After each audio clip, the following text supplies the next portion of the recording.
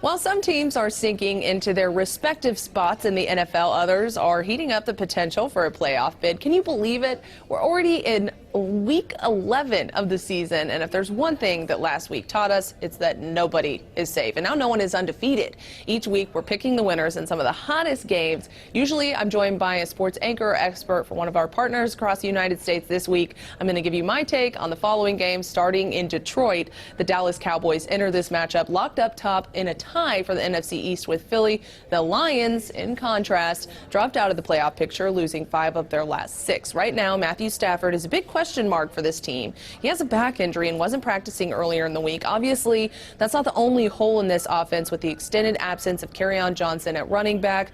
I don't think the Detroit's offense can outplay the Dallas defense here. Dallas takes this one.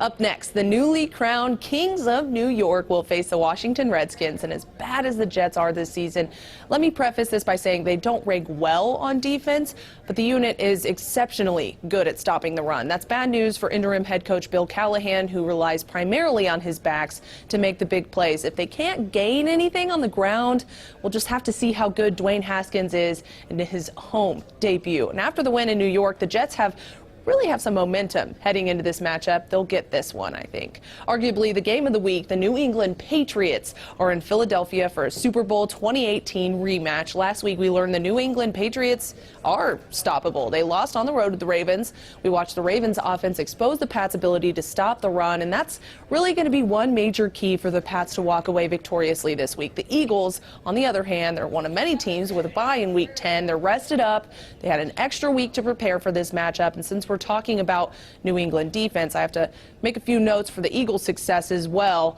Untimely errors on offense were a major factor in the Patriots' first season loss. So if the Eagles can really put some pressure on Tom Brady in the pocket, maybe challenge that offensive line and force a few turnovers, I think Philadelphia can add another loss to New England's record. It's not a popular opinion, but I pick the Eagles for this one. Finally, the Cincinnati Bengals and the Oakland Raiders. The Bengals enter this week like the last 10 weeks completely defeated. The team is trying to avoid the first winless season in franchise history, and I'm not sure that they can get that done. A couple of things have to fall in place before this will even be a close contest. At the time of this recording, the team remains patient about wide receiver A.J. Green's return. Also, QB Ryan Finley just made a league debut, only recording a single touchdown pass and 1 interception. Despite coming off one of the best performances of the season, the Raiders' pass defense is still also one of the worst in the league. Now, if the stars align here, the Bengals can put up better numbers this week, especially utilizing the pass.